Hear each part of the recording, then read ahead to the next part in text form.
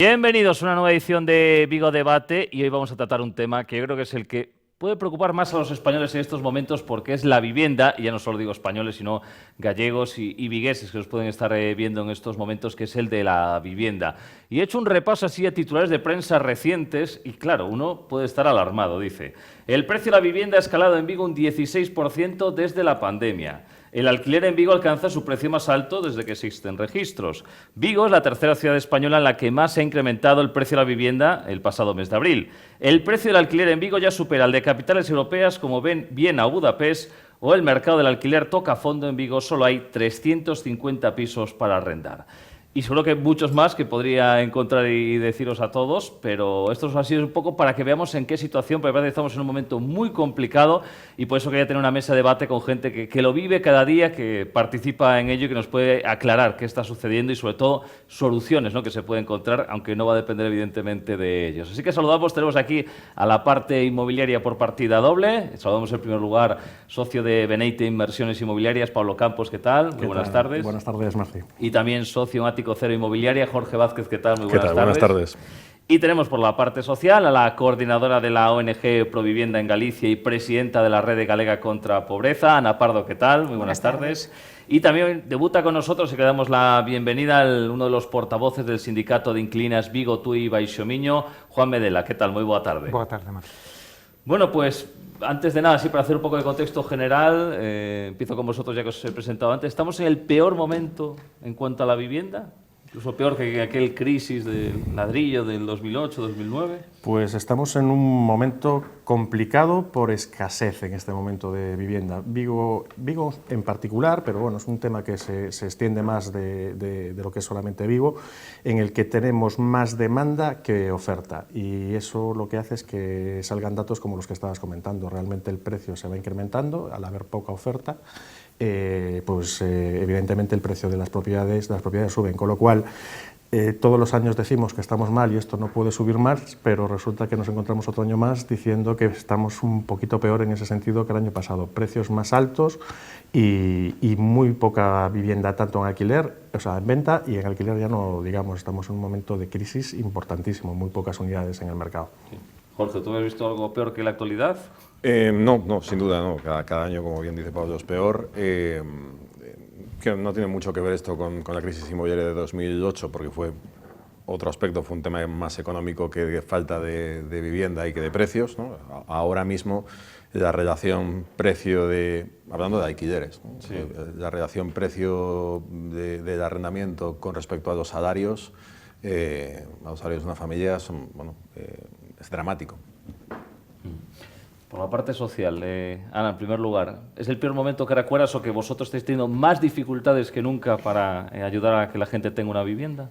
A ver, yo creo que es de los momentos más complicados, como muy bien trasladan los compañeros. Una, porque la demanda cada vez es mayor. Nosotros además trabajamos con los perfiles de la población en una situación mucho más vulnerable y por lo tanto no cumplen los requisitos del mercado, que cada vez se vuelven más exigentes. Entonces, ya se vuelve difícil porque escasea la vivienda, porque tiene un alto coste y por otro lado esa población más vulnerable es la que lo sufre y la que tiene más impacto. Por lo tanto, digamos que sí, es un momento bastante complejo.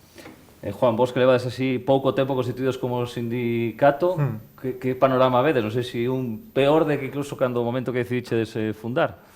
Bueno, sí, a cuestión, ainda que levamos poucos meses, pero sí o traballo en vivenda con respecto, sobre todo, a alugueiro, sí que leva moitos anos facéndose en diferentes partes do territorio do Estado. Entón, nós tamén, en certa maneira, podemos aprender deso, e tamén que vivimos aquí e somos conscientes de cal é o problema, e precisamente o problema que tivemos foi o que nos levou a organizarnos. En canto que o dice, a cousa vai mellor ou peor, obviamente, como compartimos aquí a opinión co resto das persoas da mesa, que a cousa vai a peor, pero vai a peor porque as causas que provocan precisamente que haya pouca oferta de vivenda ou que o prezo está alto, siguen estando aí e non se lle pon freo. Non só falamos do alto volume de vivendas baleiras que hai, que dependendo da fonte que consultes podemos ter entre 13.000 e 20.000 vivendas, o sea, falamos en torno a un 15% do total de vivendas que están baleiras.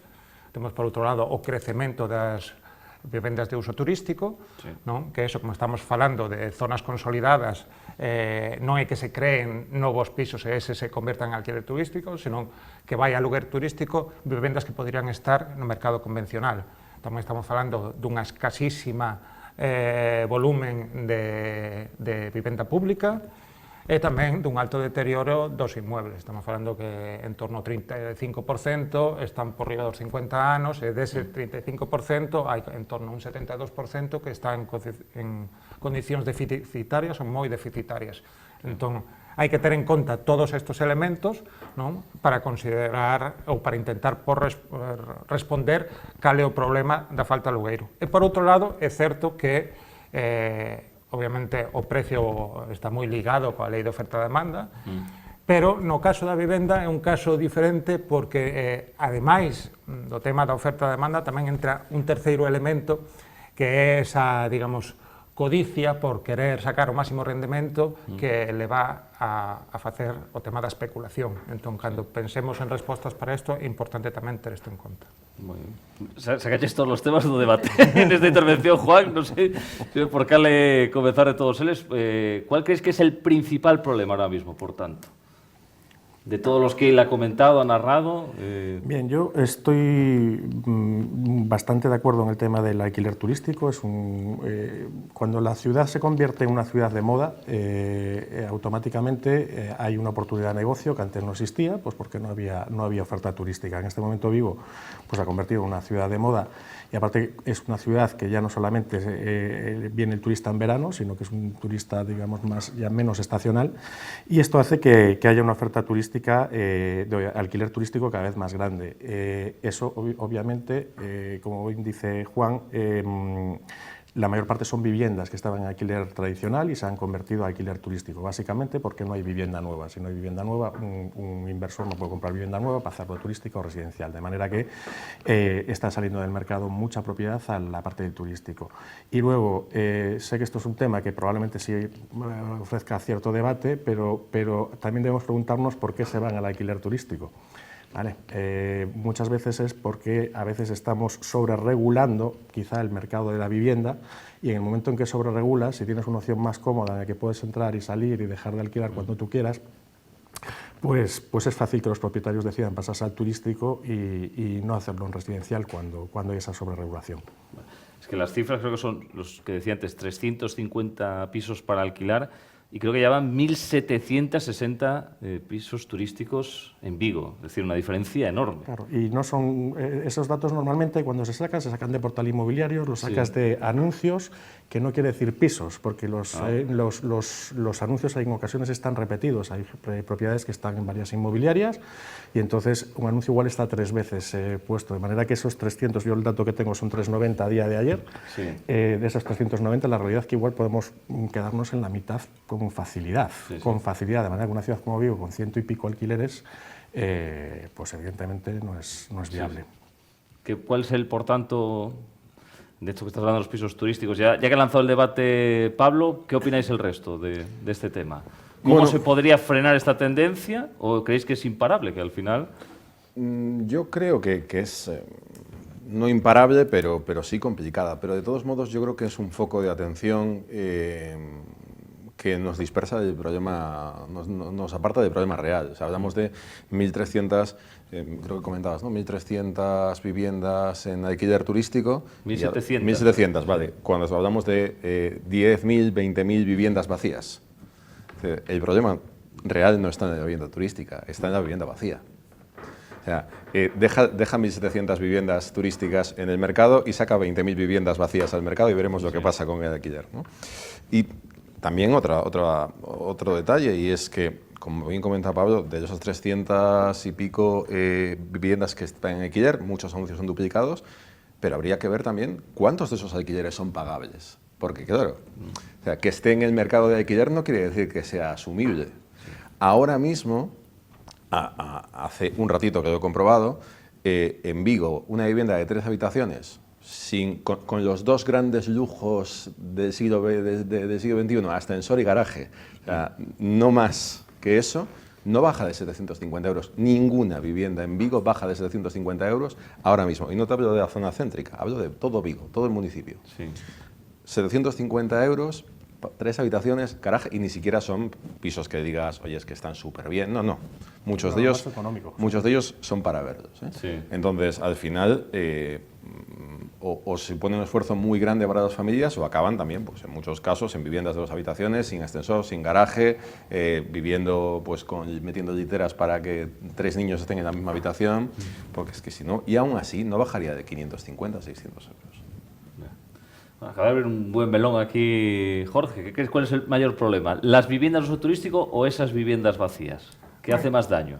Creo que creo que son elementos complementarios, que non hai que contrapoñer un ao outro a ver que engaña, porque a vivenda de uso turístico se ven, como di Jorge, o sea, ten un menor volumen, pero realmente ten un impacto moi forte nos barrios, porque o que estamos falando non é simplemente de que hai unha vivenda que se utilice para uso turístico que podía estar para uso convencional, é que a dinámica que está tendo nos lugares onde se concentran as vivendas turísticas é precisamente un proceso de despoblación dos barrios. A ver, pensemos ben que os barrios, que en dota de vida e de sentido os barrios, é a xente que vive nel.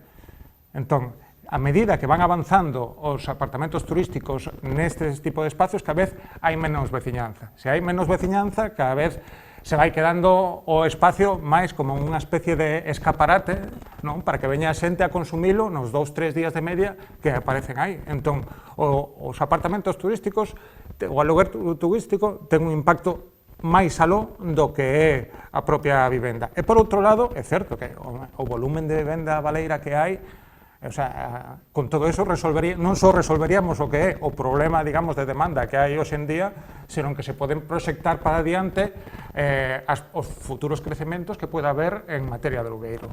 Entón, son dous elementos que non se pode poder ou traballo un ou que traballo outro. Hai que afrontalos os dous de forma simultánea. Me acuerdo muchas veces, Ana, que decías, no hay que convertir barrios de Vigo en guetos. Es un poco lo que está diciendo Juan, ¿no? Que ese problema. Sí, sobre todo creo, o sea, comparto plenamente a idea que traslado ao compañeiro, porque ao final transformamos as cidades, o sea, as vivendas de alugueiro turístico que acaba revertindo que son, digamos, que espacios de tránsito no que as persoas veñen, pasan un tempo e se van. Se queremos realmente xenerar cidades con barrios nos que a poboación se poda relacionar, interactuar, evitar certas problemáticas que están aparecendo a orden do día, como esas persoas con sentimento de soidade, de illamento, necesitamos construir en barrios vivos nos que haxa un comercio local, no que poda haber prazas e espacios na que a poboación interactúe, na que os nenos podan volver a xogar, quizáis recuperar un pouco certos modelos máis tradicionais, pero que realmente teñan un impacto de mellora na calidade de vida das persoas, non? Entonces, digamos que o urbanismo vai moito máis alá do que o simplemente o feito da construción e da promoción da vivenda, sino que tamén impacta de pleno na sociedade en xeral.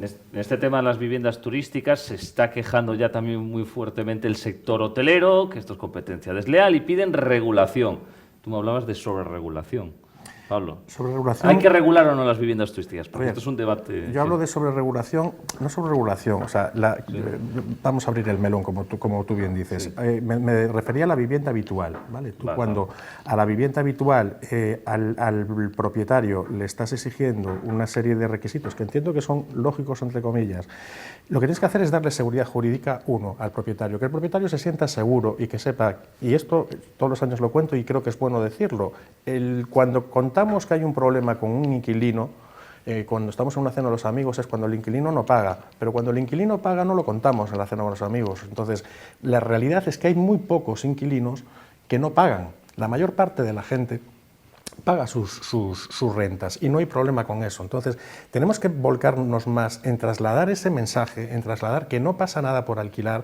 que el propietario se sienta seguro, tanto en lo que nosotros le podemos trasladar, como luego jurídicamente que efectivamente tenga la facilidad de que en el momento en que un inquilino no puede pagar la renta, pues veamos cómo él pueda cobrar su renta exactamente igual, ¿vale? O sea, y no quiero decir con esto que tenga que ser el inquilino que se busque la vida, hay mil maneras. Hablamos de límites, la regulación, el poner precios máximos a los alquileres no está siendo para nada no está funcionando para nada bien. En Barcelona nos estamos encontrando casos, y pongo siempre lo mismo, cuando una vivienda la topas a 1.000 euros, es cierto que la vivienda que estaba a 1.100 o a 1.150 la bajas a 1.000, pero es cierto que la que estaba a 800, 850 también tiene un efecto imán y se sube a esos 1.000 euros. De manera que cuando te pones a hacer cuentas, resulta que el topar los precios, comento de topar porque es lo que más se habla, ¿no? Topar los precios no está haciendo una solución.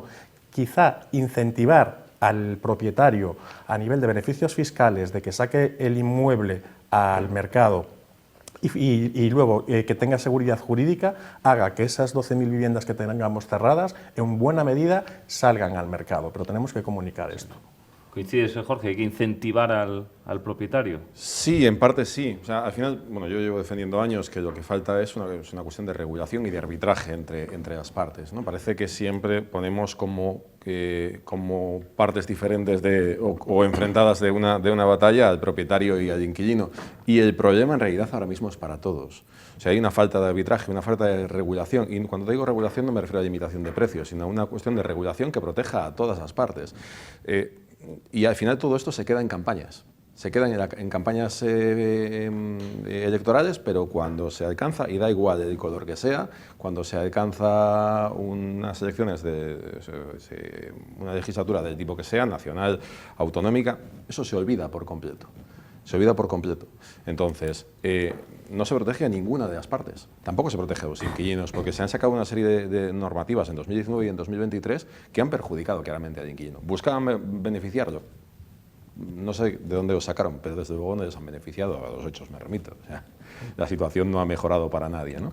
Entonces, bueno, pues hay normas como que la fianza se tiene que depositar en Xunta de Galicia. ¿Para qué? Eso en teoría tendría que tener una previsión de que la Xunta de Galicia intervenga, ¿no? Si se devuelve la fianza o no se devuelve la fianza, proteger a las partes. No, se deposita ahí y se saca cuando se termine. Y la Xunta de Galicia ni se preocupa ni se encarga de absolutamente nada. Se habló del tema de las zonas tensionadas, se ha dejado para las autonomías, también para los concellos que declaren las zonas tensionadas para que se regule el precio, para que se limite el precio. Nos hemos olvidado totalmente, ahí no hay zonas tensionadas. Además, en caso de que declarar zonas tensionadas, lo que alcanzaríamos es un máximo de precios que no bajaría lo que ya hay, sino que dejaría lo que ya hay en un precio elevado. Hay un problema de falta de regulación general. O sea, hay un exceso de regulación en algunos sentidos que ha limitado ciertas cosas y que ha provocado pues la situación actual. Pero debería haber una regulación. El tema de la vivienda es un problema muy serio. Muy serio. Perdona, Jorge, yo creo que hay un tema que es importante, que lo comentábamos ahora antes de empezar, vamos a contar interioridades. Parece que nos sentamos enfrentados, ¿no? Cuando estamos la parte inmobiliaria por un lado, la parte de los inquilinos por el otro. Sí. La realidad es que falta una tercera pata aquí, que creo que es donde está el problema, que es la parte política. Hablemos todos, ¿vale? Porque lo que dice Jorge es cierto, estamos todos en el mismo barco. O sea, todos necesitamos que haya vivienda, todos necesitamos que el mercado de los inmuebles funcione, porque al final es un bien necesario para vivir.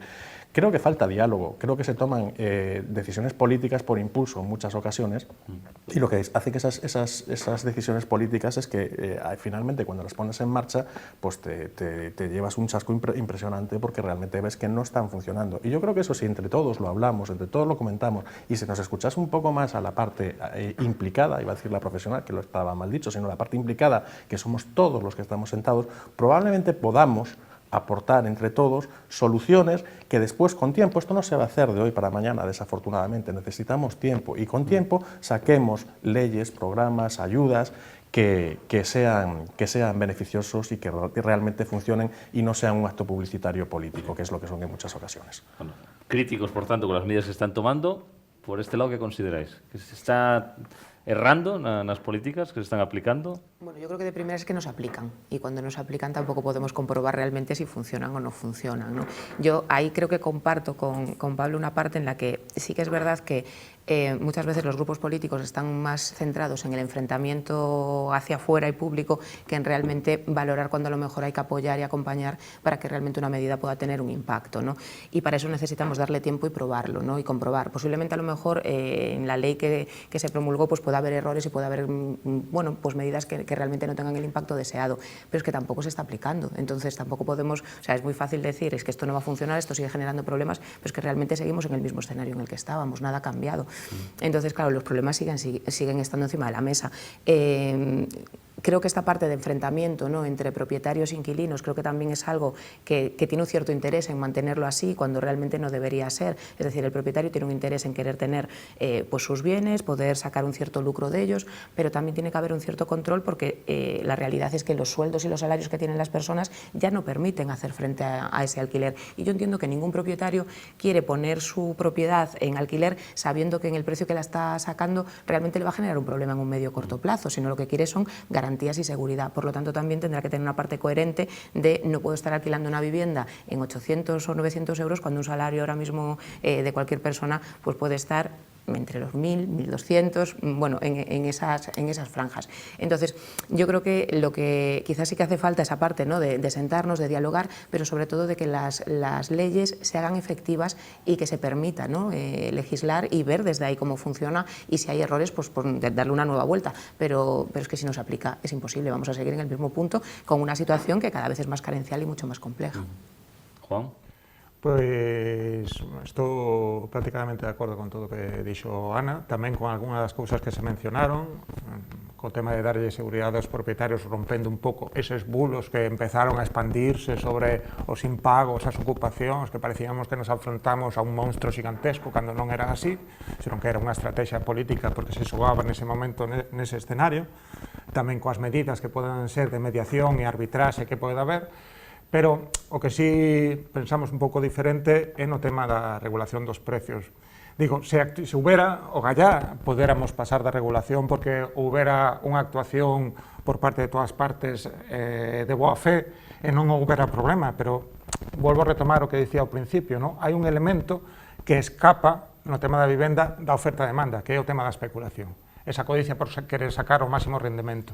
Entón, se non ponemos freo, mentras que non se traballe, porque outra das líneas que hai que traballar tamén é esa parte pedagóxica para romper todos estes bulos e para cambiar, retomar cal era a idea original da vivenda, que era ese ben para ese dereito que temos para poder habitar, non? E que deixe de ser ese elemento maniqueo que se utiliza como forma de inversión para intentar sacar o máximo rendemento, pero mentras que non cheguemos a ese punto, hai que poñer medidas para que isto non siga subindo. Se non topamos os precios, entón, antes comentábamos, antes de entrar aquí, decíamos, como esta situación mellor ou peor que antes? E sempre estamos dicindo que vai a peor, que os precios cada vez van máis caros, non só porque sube o precio da vida, sino porque está ese elemento diferenciador que é a especulación. Entón, se non poñemos tope a ese procedimento, entón vamos a seguir igualmente tendo problemas inda que haya todavía máis vivendas e poña en xogo a vivenda valera. E os exemplos o temos nas burbullas hipotecarias que vivimos. É dicir, nesos momentos os prezos, o sea, había máis oferta que demanda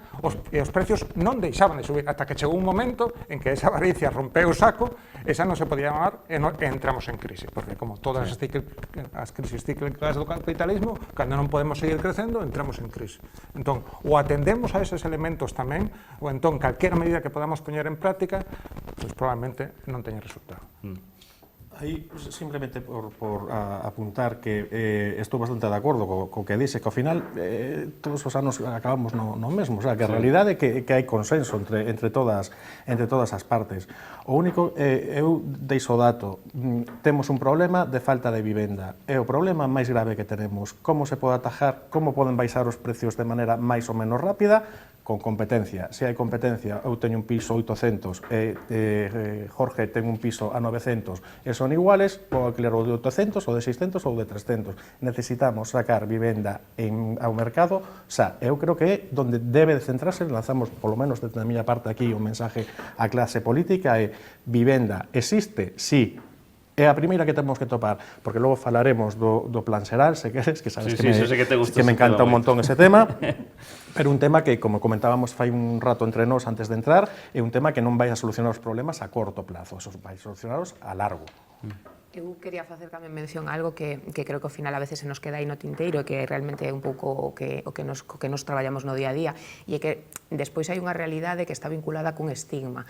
Hai moitos propietarios que, inda que incluso certos grupos de poboación podan ter os cartos suficientes para alugar esa vivenda por cuestións de estigma, como pode ser con certa población, por exemplo, población xitana, población migrante, na que hai un forte estigma, moitas veces non se aluga, inda que realmente podan reunir, non, o facer fronte a ese pago. Entonces eu creo que non podemos esquecernos tamén de que as administracións teñen a obriga, non, de coidar e de garantizar este dereito fundamental para todas as persoas. Entonces non esquezamos tamén que fai falta recuperar un parque de vivenda social que poda poñer a todas as persoas nun punto de acceso a dereitos en igualdade de condicións.